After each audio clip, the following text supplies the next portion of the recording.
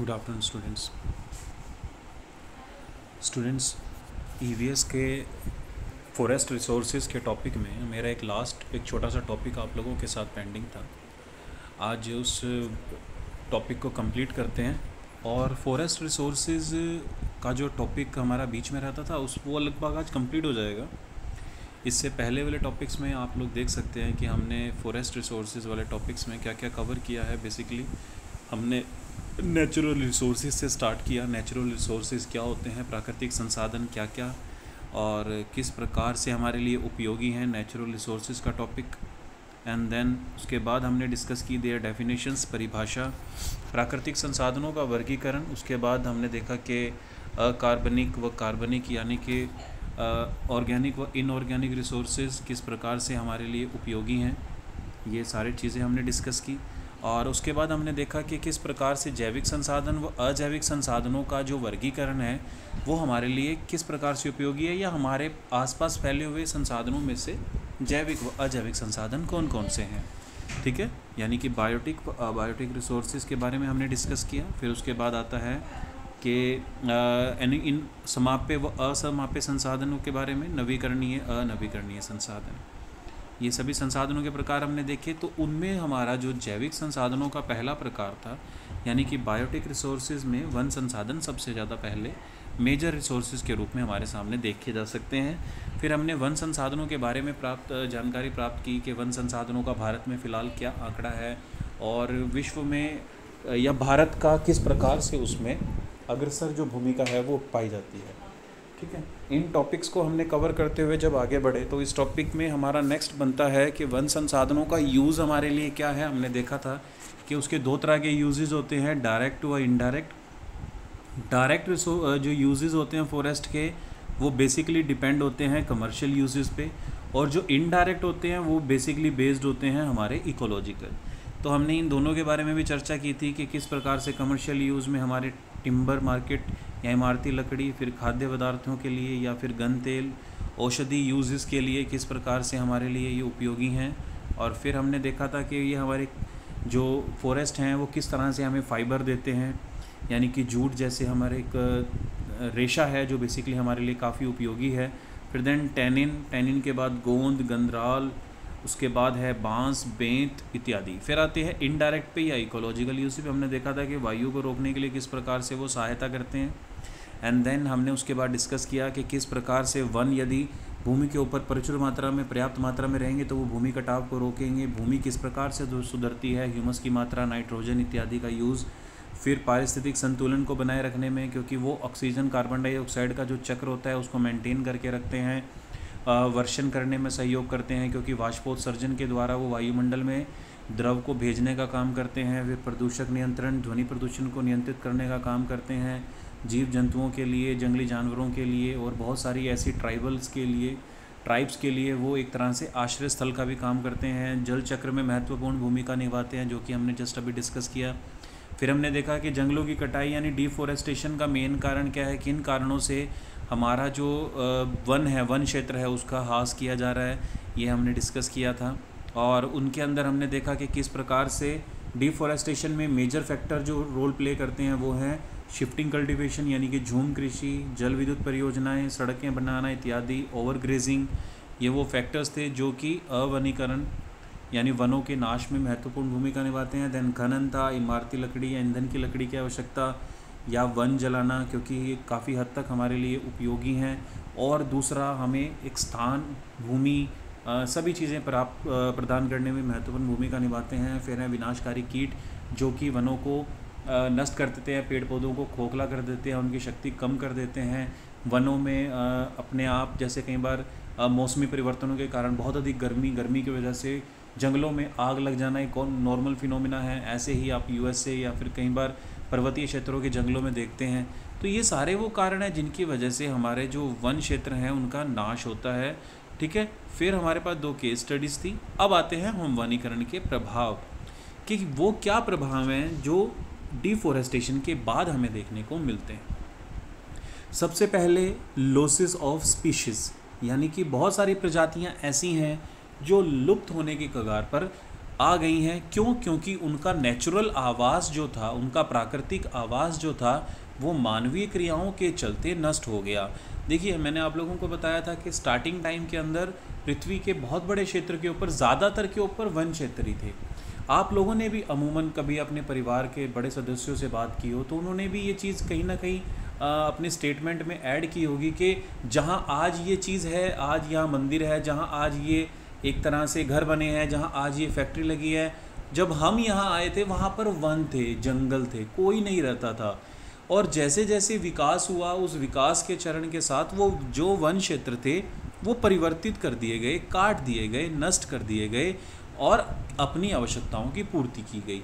लेकिन आप लोग ये चीज़ अच्छे से जानते हैं कि जो प्राकृतिक वस्तुएं होती हैं वो प्राकृतिक आवास में ही फलती फूलती हैं, प्राकृतिक आवास में ही पनपती हैं। बहुत सारे किस्म के पेड़ पौधे, फूल पत्तियाँ या फिर जीव जंतु, पशु पक्षी ऐसे होते हैं जो बेसिकली एक ख़ास किस्म के आवास में ही ज़िंदा रह सकते हैं। अब एक छोटा सा एग्जांपल मैं आप लोगों के साथ शेयर करना चाहूँगा।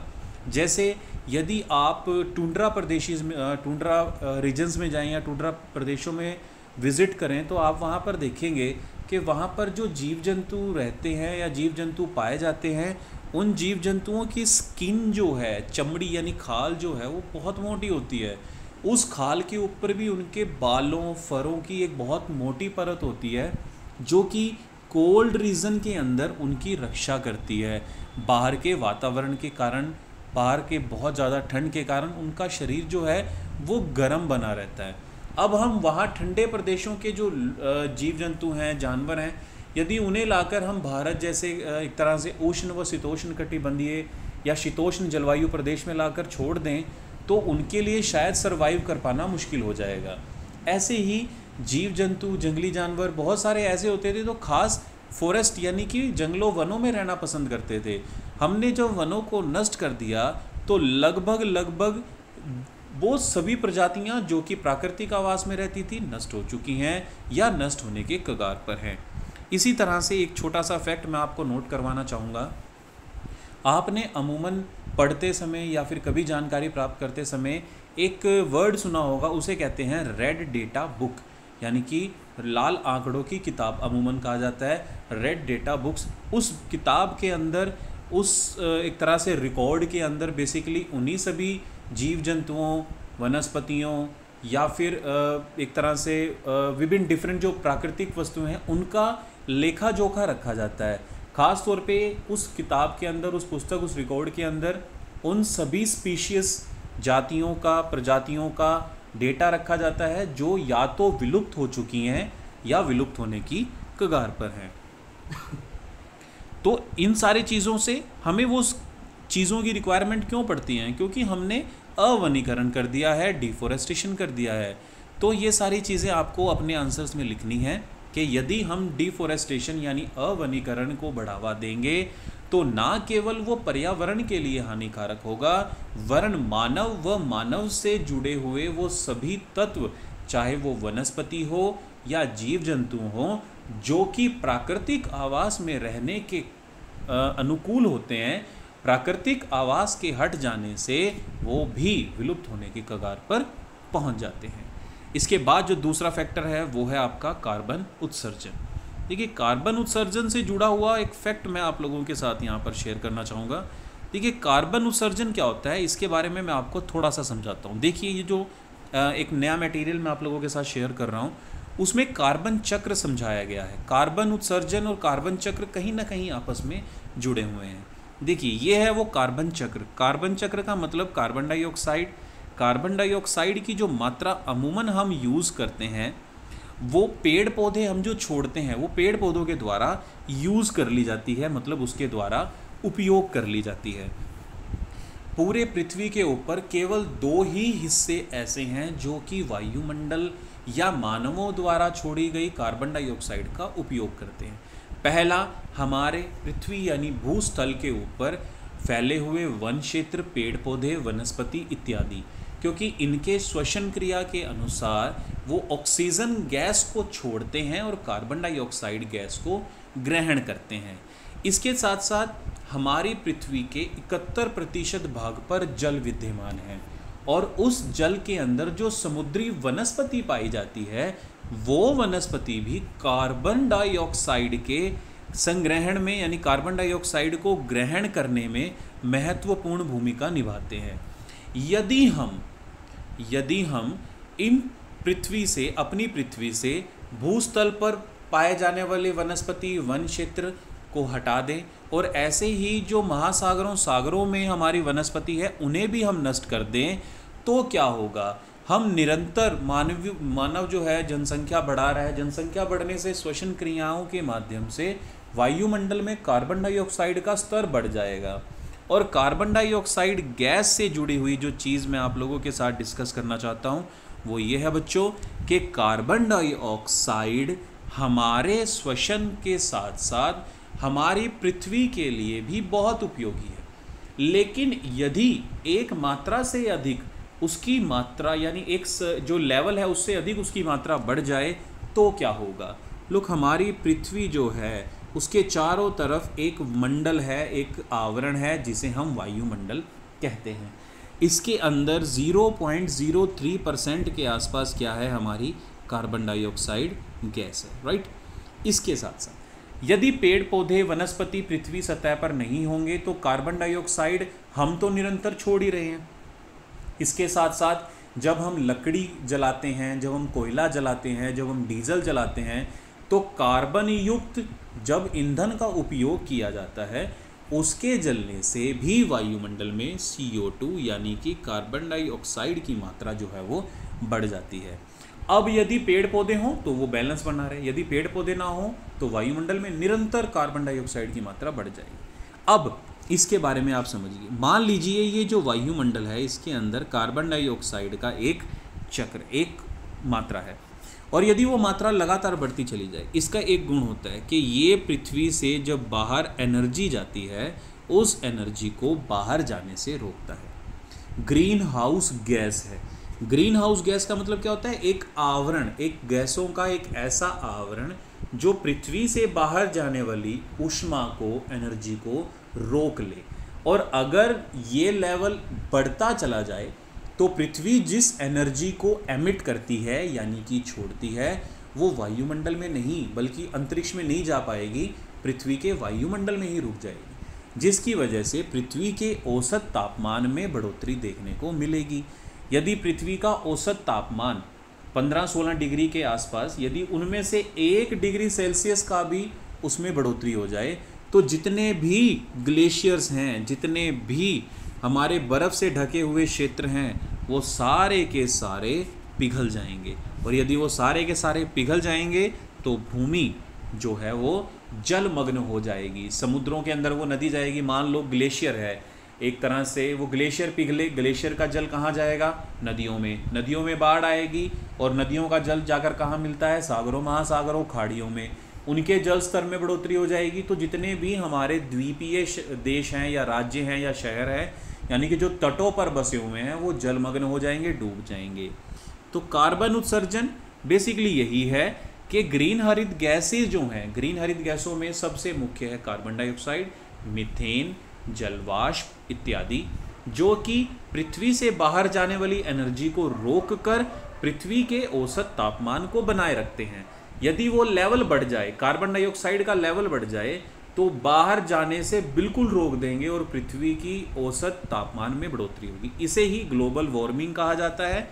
और इस प्रकार से जो किसी स्थानों के जलवायु में परिवर्तन होते हैं उसे जलवायु परिवर्तन कहा जाता है।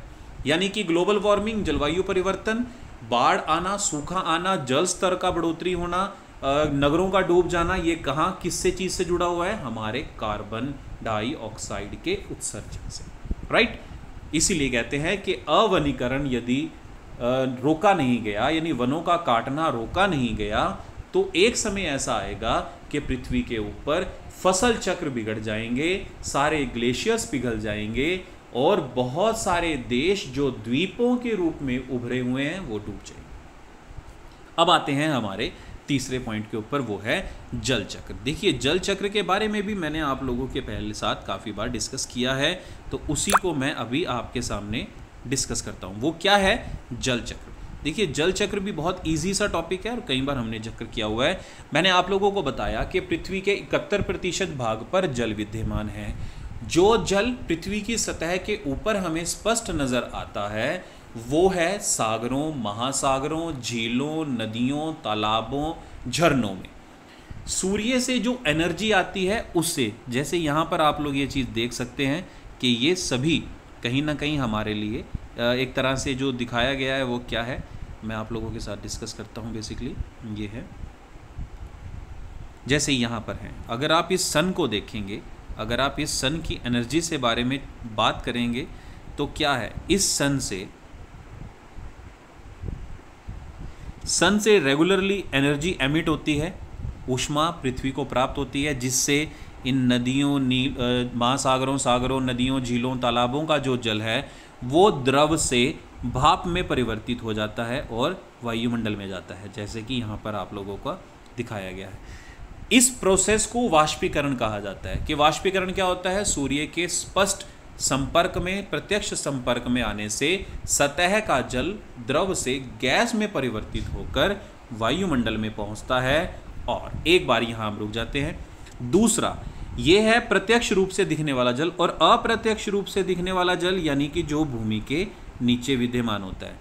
वो जल वनस्पतियों के संपर्क में रहता है और इन पेड़ों की जड़ों के द्वारा भूमि का जल वाष्प उत्सर्जन विधि के द्वारा, देखिए यहाँ पे लिखा हुआ है, वाष्प उत्सर्जन विधियों के द्वारा वायुमंडल में जाता है।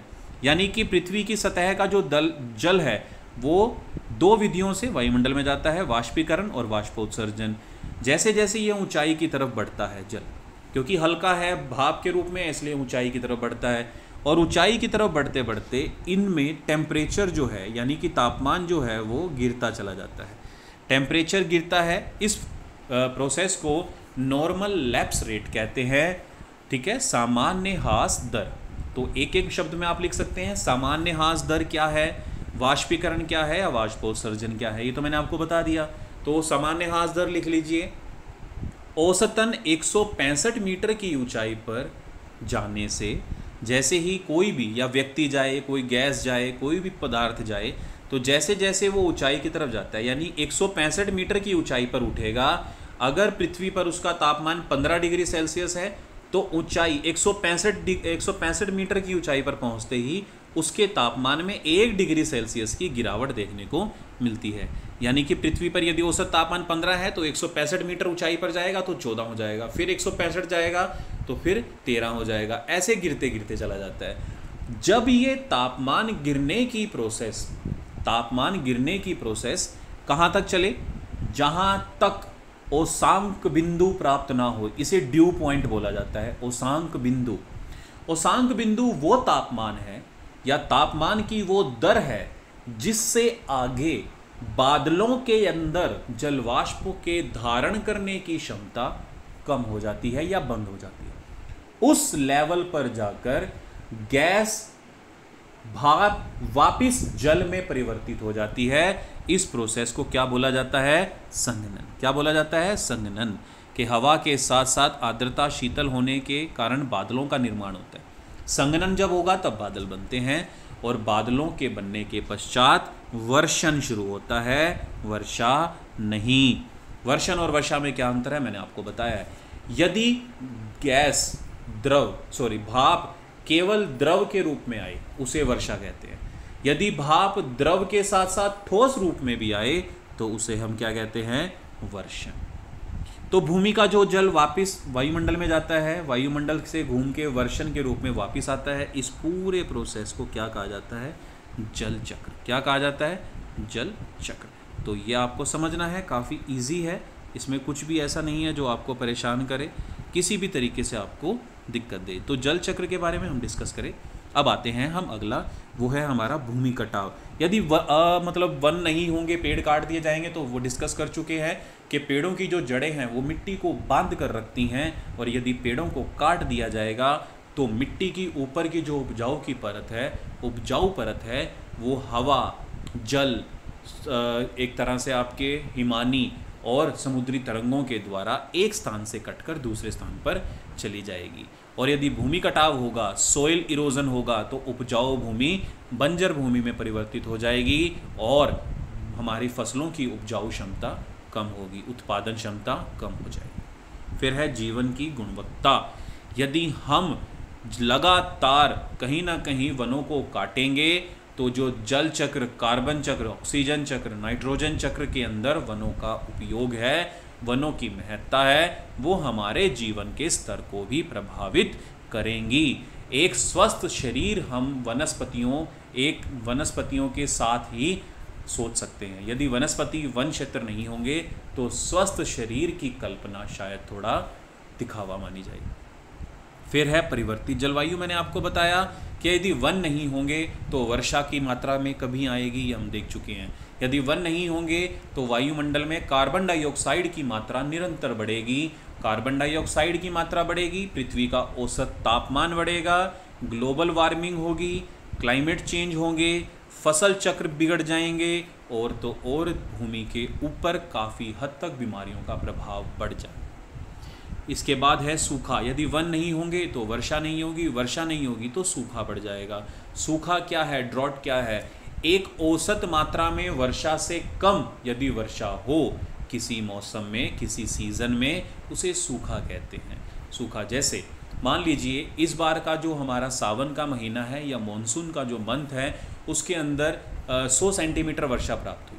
यदि अगली बार औसत 100 सेंटीमीटर से कम वर्षा प्राप्त होगी तो सूखा माना जाएगा।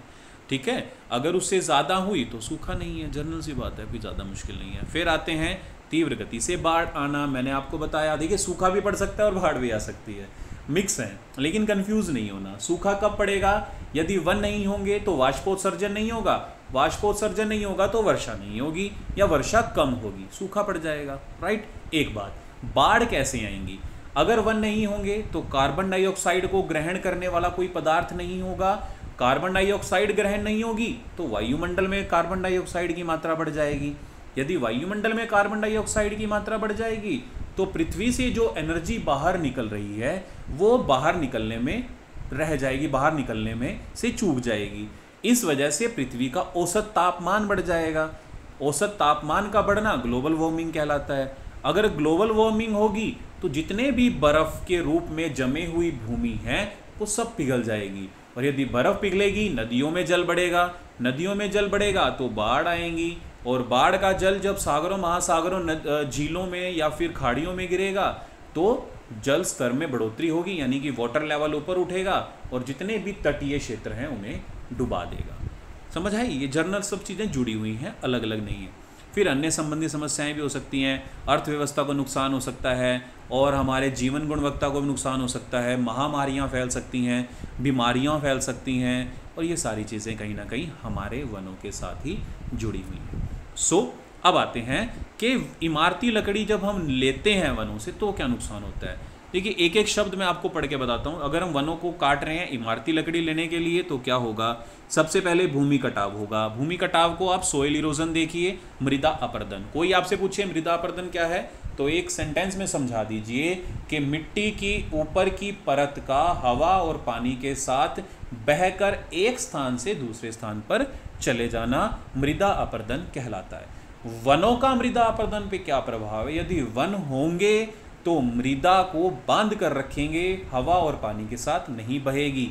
जीता जागता एग्जाम्पल मैंने आपको समझाया था, खेतों के चारों तरफ बनी हुई डोल जिसके अंदर मिट्टी पड़ी होती है लेकिन वो कभी भी एक स्थान से दूसरे स्थान पर जाती हुई आपको नजर नहीं आती।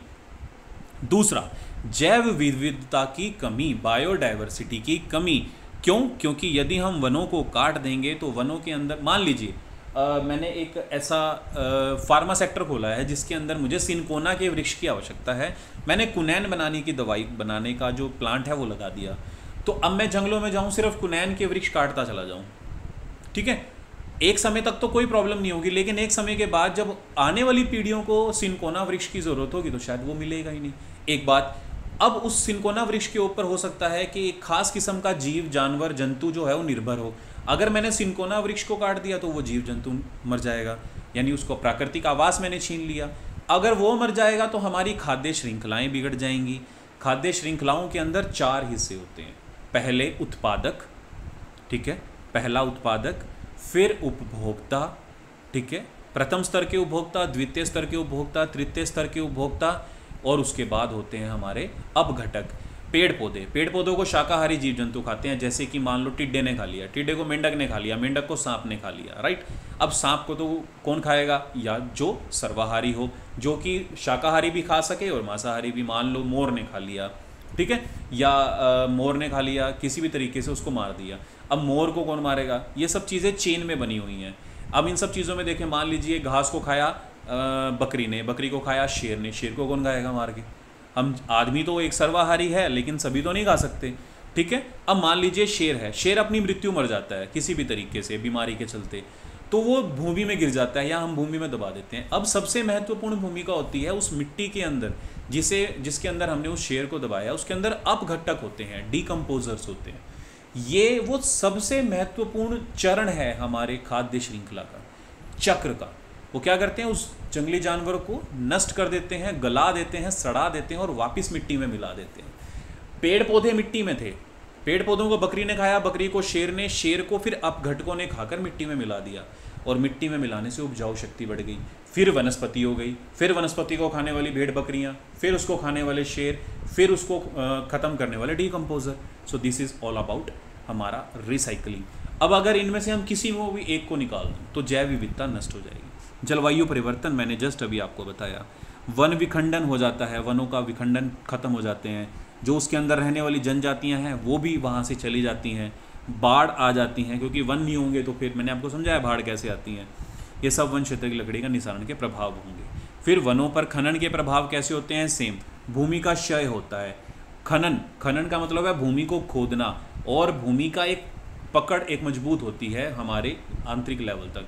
अगर उसके अंदर सुराख कर दिया, जैसे मैंने आपको बताया था पहाड़ों के अंदर हमने सुरंग बनाने के लिए सुराख तो कर दिया, छेद तो कर दिए, लेकिन उसकी जो पकड़ थी, मजबूती थी, वो हमने नष्ट कर दी। फिर हमारा लैंडस्लाइड, भूकंप इत्यादि कॉमन हो जाता है। फिर भू स्तर पर प्रभाव होंगे, ऐसे ही भूमजल स्तर पर भी प्रभाव होंगे। भूमि के अंदर भी कई बार केमिकल्स मिल जाते हैं, फिर वो पीने में इस्तेमाल आते हैं, ठीक है। ऐसे ही हमारा जल स्तर में कमी हो जाएगी, वाटर लेवल कम, अवनीकरण, जैव विविधता में कमी, आग का खतरा, ठीक है। ये सारी चीज़ें कब होंगी, जब वनों पर खनन का प्रभाव पड़ेगा। ऐसे ही अगर हम बांध बनाएंगे तो क्या होगा, बांध बनाएंगे तो अपवाह क्षेत्र का क्षय होगा, अवनीकरण होगा, जैव विविधता की कमी, पारिस्थितिक उपद्रव, ईंधन की लकड़ी की कमी, जनजातियों का विस्थापन इत्यादि। ये कॉमन से फिनोमिना हैं। तो इन सारी चीज़ों को हम जब अच्छे से देखें, हम जब इनके बारे में आंसर राइटिंग करें तो इसको अच्छे से लिखना। अगर इसमें आप लोगों को कहीं भी कोई डाउट आता है, मान लीजिए आपने वन संसाधनों का टॉपिक लिखना शुरू किया, अब आते हैं मेन चीज़ पे कि वन संसाधनों का जो टॉपिक है वो क्या है, किस तरीके से आपको लिखना है। मेरे पास कुछ एक बच्चे रेगुलरली ईवीएस के जो रिटर्न मटेरियल के हैं आपके पास, या रिटर्न करके नोट्स मेरे पास भेजते हैं, उनके अंदर सबसे बड़ी कमी जो है वो है उस एक शब्द को भी अच्छे से ना समझ पाना। मान लीजिए मेरे पास एक बार बच्चे ने भेजा मृदा अपरदन। मृदा अपरदन सिर्फ उन्होंने लिख दिया कि मिट्टी की जो है वो उपजाऊ शक्ति में कमी हो जाना या उसकी परत का नष्ट हो जाना। ये सारा का सारा सिर्फ एक लाइन में उन्होंने ख़त्म किया। बट मृदा अपरदन जो है वो एक शब्द के अंदर ख़त्म होने वाली संकल्पना नहीं है। आपको उसकी बेसिक समझ जो है वो होनी चाहिए। बट अगर आपको नहीं है या मैंने आपको जो समझाया वो आपके समझ में नहीं आया, तो आप लोग मुझे अमूमन एक बार मेरे व्हाट्सएप नंबर पे सेंड कर दीजिए कीजिए, सर हमें आज जो टॉपिक हमने डिस्कस किया उसके अंदर ये संकल्पना पूरे तरीके से समझ में नहीं आई है। सो आज के लिए इतना ही। कल जो है वो वाटर रिसोर्सेज के बारे में हम डिस्कस करेंगे, और वाटर रिसोर्सेज आपके पास ये टॉपिक होगा, लेकिन मैं आपके साथ ये टॉपिक डिस्कस करूँगा थोड़े अच्छे लेवल के नोट्स के साथ। एक पीपीटी मैंने प्रिपेयर की हुई है वो ज्योग्राफी लेवल के लिए, लेकिन फिर भी वो सेम टू सेम टॉपिक को कवर अप करेगी। हम उस टॉपिक को अच्छे से पढ़ेंगे, समझेंगे और देखेंगे। सो आज के ईवीएस के लेक्चर के लिए इतना ही। हम कल दोबारा मिलेंगे। Stay home, stay safe. Thank you.